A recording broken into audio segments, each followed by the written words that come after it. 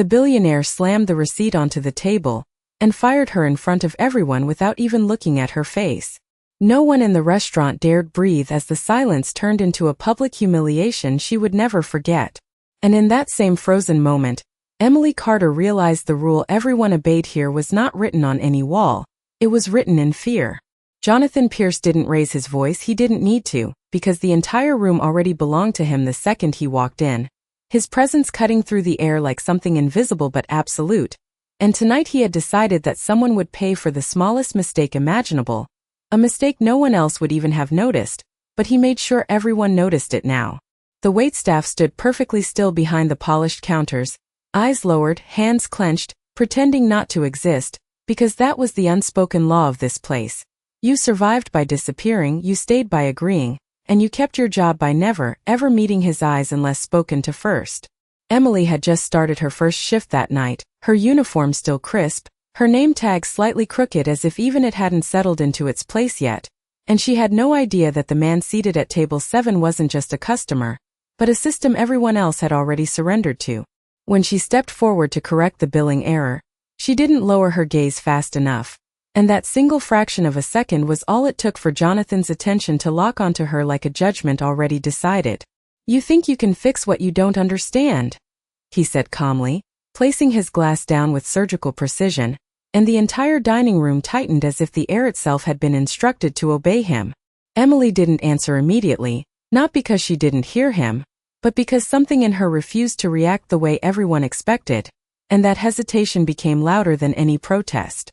A manager rushed forward, whispering urgently for her to apologize, to step back, to survive the moment, but Emily stayed exactly where she was, holding the checkbook close to her chest as if it mattered more than the fear spreading around her. Jonathan leaned back slightly, studying her for the first time fully, like a problem that didn't belong in his world, and that was when he spoke the rule without ever naming it. "No one looks at me unless I allow it," he said, and the words weren't loud, but they didn't need volume to become law in that room. A few guests shifted uncomfortably, one of them even forcing a nervous laugh that died before it finished forming, because everyone understood what was happening even if no one wanted to acknowledge it out loud. Emily finally lifted her head, not in defiance, not in anger, but in something quieter that unsettled the entire table more than rebellion ever could, and for the first time that night Jonathan Pierce didn't look away first. The air between them tightened, stretched, suspended, as if the entire restaurant had been reduced to that single line of sight, and in that moment something irreversible began to form, something no one in that room, not even Jonathan himself, was prepared to name yet. Emily did not step back. Even though every instinct around her told her that survival in that room depended on obedience rather than courage, and that single choice shifted the atmosphere in a way no one immediately understood but everyone felt. Jonathan Pierce remained seated, his fingers lightly resting near his glass as if nothing unusual had happened, yet his attention no longer drifted across the room the way it usually did when people annoyed him.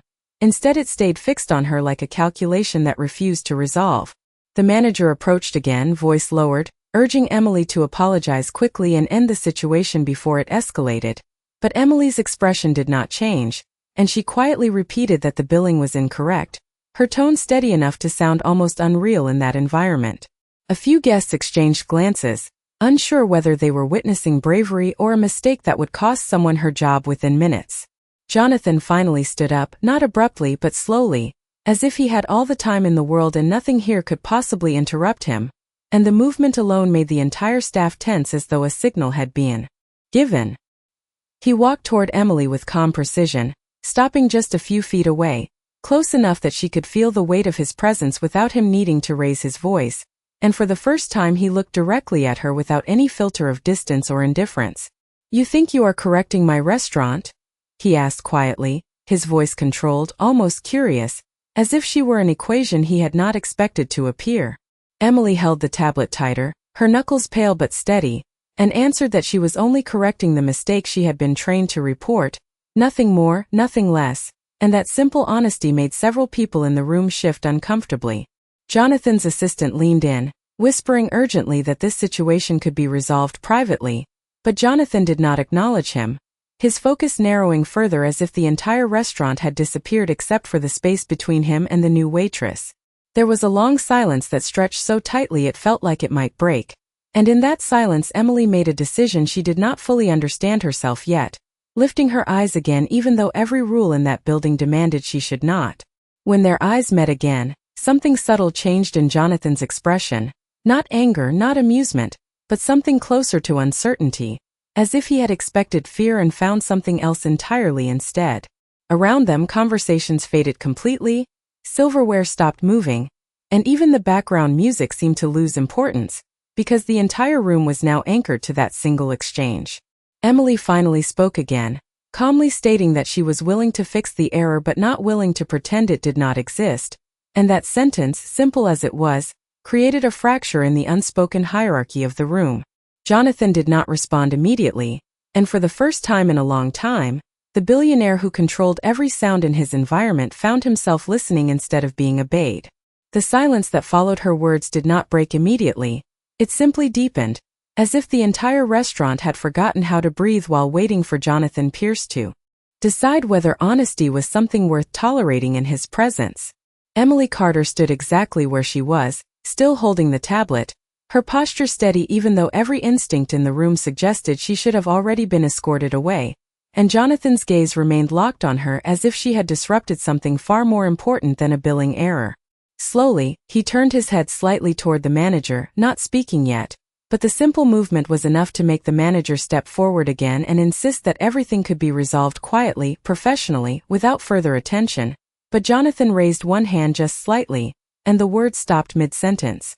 For the first time since he entered the restaurant that evening, he was not the one controlling the pace of the moment, and that realization seemed to settle somewhere behind his eyes. Emily finally lowered the tablet just enough to point out the discrepancy again, explaining with calm precision that the order had been recorded incorrectly at the bar and transferred without correction, something that could easily be fixed if acknowledged, and her voice carried no emotion beyond clarity. A few staff members exchanged nervous glances, because no one in that restaurant corrected Jonathan Pierce in any form, even indirectly, and certainly not in front of guests.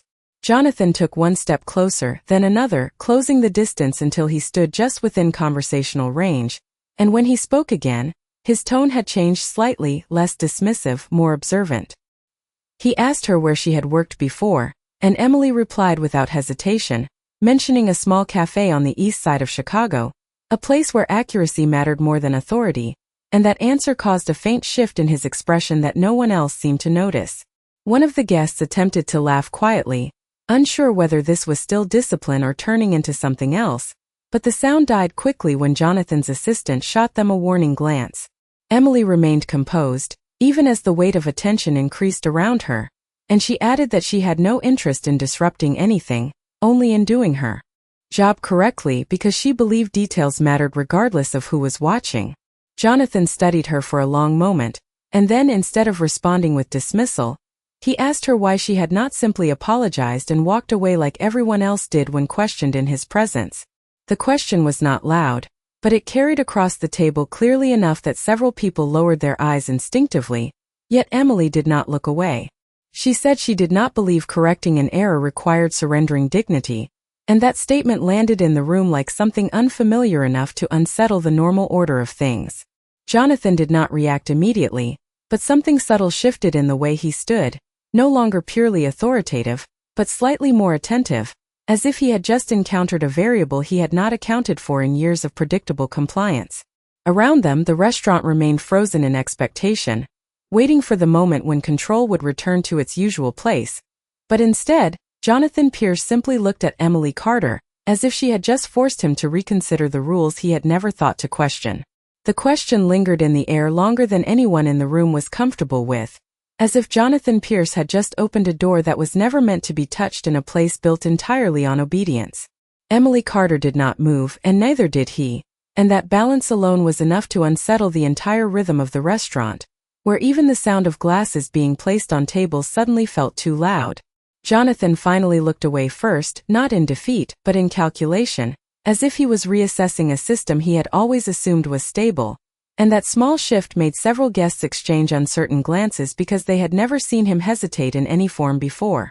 The manager tried once again to step in, voice low and careful, suggesting that perhaps this situation had gone far enough, But Jonathan did not acknowledge him, his attention still partially anchored on Emily as if she had become the only variable worth tracking in the room.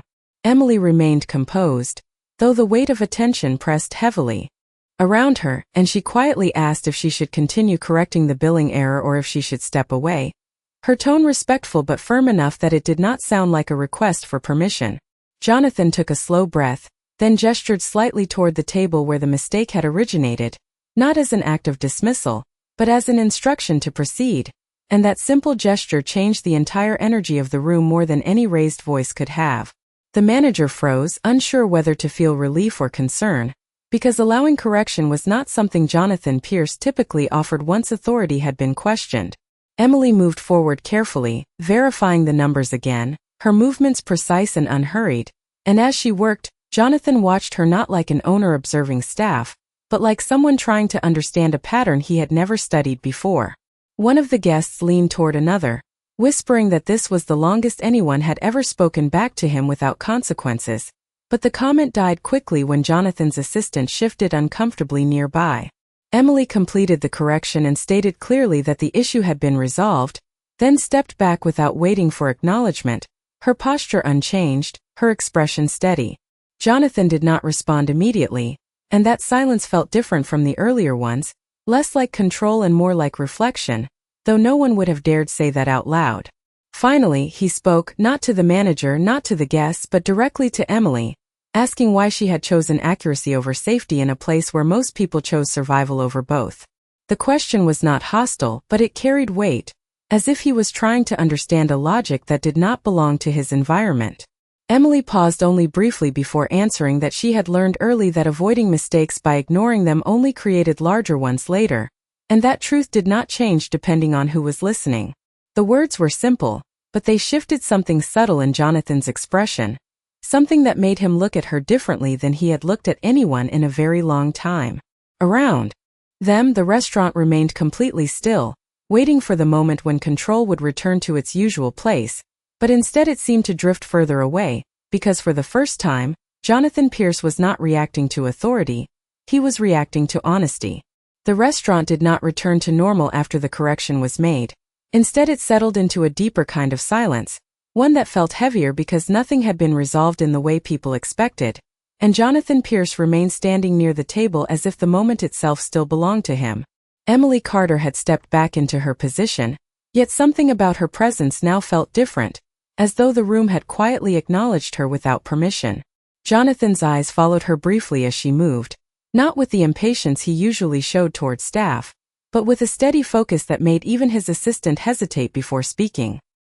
He finally turned slightly toward the manager and gave a simple instruction to leave the matter as it was, his tone calm but final, and that alone was enough to end any further discussion in the immediate space. The manager nodded quickly, visibly relieved yet unsettled, and retreated without another word, leaving behind an atmosphere that felt unresolved rather than restored. Emily continued her work, checking the next table with the same steady pace, but now she was aware that she was being observed not as a mistake waiting to happen, but as a presence that had disrupted a pattern no one else had ever interrupted before. Jonathan returned to his seat, yet he did not immediately resume his earlier posture of detachment.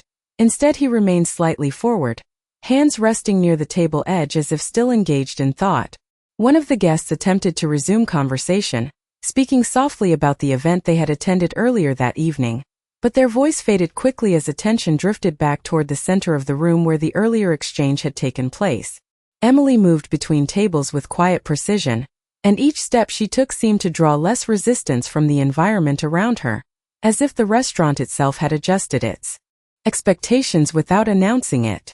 Jonathan eventually spoke again, not loudly, but clearly enough for the nearby staff to hear, asking the manager if this waitress had been formally trained in hospitality standards beyond basic onboarding. The question was simple, but it carried an unexpected weight, because it implied interest rather than dismissal, and that shift did not go unnoticed by those who worked closest to him. Emily overheard only part of it, but she did not react, continuing her duties without hesitation, though her awareness of the room had sharpened in a way that made every movement more deliberate. The manager answered cautiously, explaining that she had only recently joined and that her previous experience was limited, expecting that this would diminish her standing in Jonathan's eyes, but instead he simply nodded as if processing information rather than judging it.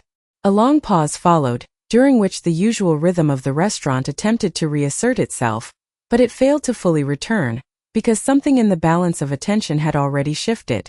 Jonathan finally leaned back slightly, eyes still occasionally drifting toward Emily as she worked, and for the first time that evening, he did not appear to be evaluating compliance or failure, but something closer to intent. Emily placed a completed order on a table nearby, then briefly lifted her gaze again toward the room, not seeking approval, not avoiding observation, simply acknowledging her surroundings with quiet confidence. That single moment of eye contact did not carry tension this time, but it also did not carry submission, and in that space between the two, the dynamic of the entire room continued to quietly change without anyone saying it aloud. The shift in the room did not announce itself loudly, it simply continued unfolding as if the earlier moment had planted something irreversible in the atmosphere, and now every movement inside the restaurant carried a different kind of weight. Jonathan Pierce remained seated, but his attention was no longer drifting between guests or conversations, instead it was anchored in a quieter way, occasionally returning to Emily Carter as she moved through the tables with steady control. Emily, however, did not behave as someone who had won or lost anything, she simply continued working, yet there was a subtle change in how she carried herself, as if the room's resistance had softened without her asking for it. A new group of guests arrived and were seated near the center section, briefly breaking the visual focus that had been forming, but even their presence did not fully reset the energy of the space. Jonathan spoke briefly to his assistant, asking for the reservation records from earlier in the evening, not in a commanding tone, but in a measured one that suggested he was reviewing rather than judging, and that alone made his assistant hesitate before responding. Emily passed nearby while delivering an order, and Jonathan's gaze followed her for a moment longer than necessary, not intrusive, but attentive in a way that felt unfamiliar to those who had worked with him for years. The manager approached Emily again under the pretense of checking service flow, but the conversation quickly revealed itself to be more about reassurance than correction, as if no one was fully certain what direction the evening had taken. Emily confirmed calmly that everything was proceeding normally, though her awareness of Jonathan's presence in the room never fully disappeared, even when she was not looking directly at him. At one point, a guest asked for assistance with the wine selection, and Emily handled it with quiet precision, recommending an option without hesitation, and the table responded with approval that felt genuine rather than forced. Jonathan observed this interaction without interruption, and for the first time, his expression carried something closer to consideration than control, as if he was noting how naturally she moved through situations that others seemed to struggle with. The assistant attempted once more to redirect his attention toward the evening's schedule, but Jonathan raised his hand slightly, signaling that it could wait, and the assistant stopped immediately. Emily returned toward the service station, where another staff member quietly asked if she was all right after the earlier tension, but she simply nodded and continued organizing her tasks, refusing to allow the earlier confrontation to disrupt her focus. The restaurant's background noise gradually returned in fragments, conversations restarting in low voices, silverware clinking softly, yet none of it fully reclaimed the original rhythm. Jonathan finally leaned back in his chair again, but his posture remained subtly engaged, as if he was no longer simply occupying space in the room, but actively interpreting it. Emily, unaware of the full weight of his attention, moved toward the next table assignment, and as she did, she once again lifted her gaze briefly, meeting the room without hesitation, a simple act that no longer felt like defiance but instead felt like clarity, and that clarity continued to linger between her and the man who had once believed control was the only language worth speaking. The balance inside the restaurant had shifted so subtly that most people could not identify when it had begun, only that it was no longer what it had been when Jonathan Pierce first entered the room.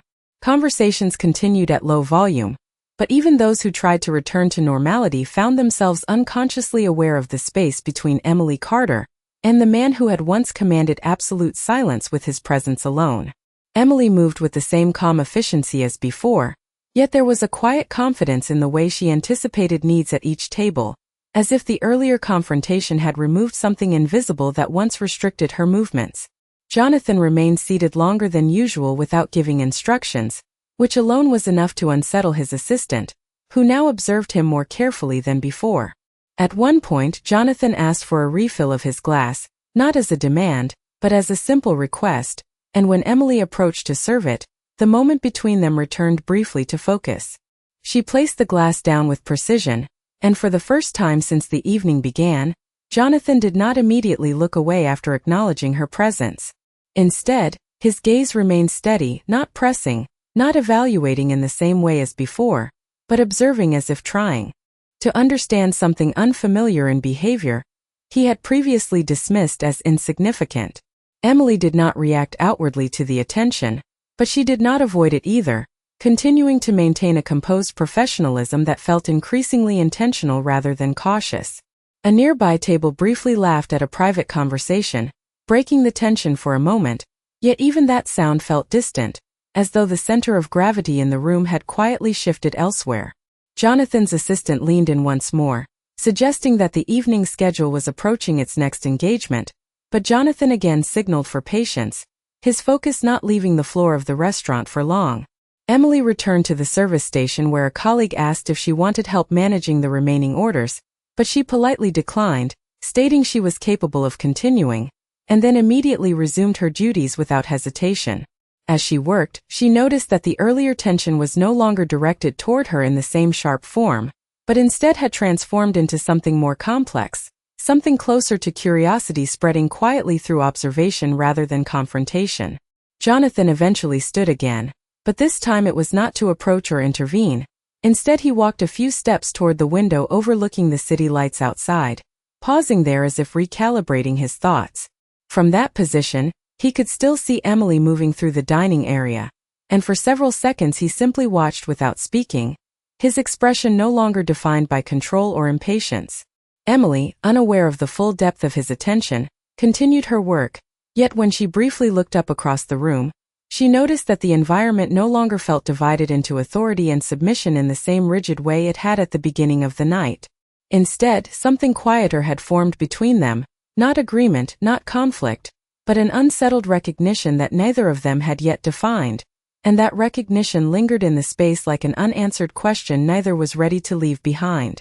The atmosphere inside the restaurant had settled into a strange equilibrium that no one working that night could fully explain, as if the earlier tension had not disappeared but instead redistributed itself across every corner of the room in quieter, more controlled forms. Jonathan Pierce remained near the window for longer than before, his attention divided between the city lights outside and the steady movement of Emily Carter inside the dining area, and for the first time in a long while he was not making immediate decisions about what he saw, but instead allowing details to accumulate without judgment. Emily continued her work with consistent professionalism, yet she was increasingly aware that the usual hierarchy she had experienced in similar environments no longer applied in the same rigid way here, because the presence of Jonathan no longer translated into immediate pressure, but into something closer to observation. The assistant approached Jonathan again with a tablet displaying updated schedules for the evening, gently reminding him of a call he had previously prioritized, but Jonathan did not respond immediately, his eyes still tracking Emily as she discreetly adjusted a table setting with precise attention to detail. After a moment, he finally took the tablet but did not open it, holding it loosely as if it had temporarily lost importance. And this small deviation from his usual behavior did not go unnoticed by those closest to him. Emily moved toward another section of the restaurant where a couple was requesting recommendations, and she answered them clearly, offering suggestions with calm confidence that made the interaction feel effortless, though internally she remained aware of the unusual silence that seemed to follow her presence wherever she moved. Jonathan eventually returned to his seat, but unlike earlier in the evening, he did not immediately resume his dominant posture. Instead he sat with a more measured stillness, as though evaluating not a single moment but a sequence of patterns forming over time. A staff member quietly mentioned to another that Jonathan had never spent this long in a restaurant without issuing directives or ending conversations early, and the observation spread subtly among the team without ever being directly acknowledged. Emily, while collecting an empty plate nearby, briefly caught sight of Jonathan again, and this time the exchange of eye contact did not feel like a test or confrontation, but something closer to mutual awareness, though neither acknowledged it beyond that instant. Jonathan finally spoke again, not loudly but deliberately, asking his assistant to retrieve internal staff records for the evening shift, including onboarding notes and prior employment details, and the request immediately shifted the assistant's focus into careful compliance. Emily did not hear the full instruction, but she noticed the assistant moving with increased urgency, which caused a subtle change in her awareness of the room, though she continued her duties without interruption. As the evening progressed, Jonathan occasionally reviewed documents on the tablet now in front of him, scanning without expression, yet every so often his eyes lifted again toward Emily as she moved through different sections of the restaurant with steady consistency. The manager, sensing a change in the environment but unable to define it clearly, checked in with Emily more frequently, offering assistance in a tone that was noticeably more respectful than earlier, as if recalibrating expectations in real time. Emily responded politely each time, maintaining composure and focus, though she could not ignore the growing sense that her presence was being assessed in a way that extended beyond her immediate role. Jonathan eventually closed the tablet and set it aside, then looked toward the dining floor once more, his expression now less about authority and more about inquiry, as if the evening had shifted from managing a space to understanding a person within it, and that quiet shift remained unresolved as the restaurant continued to move around them.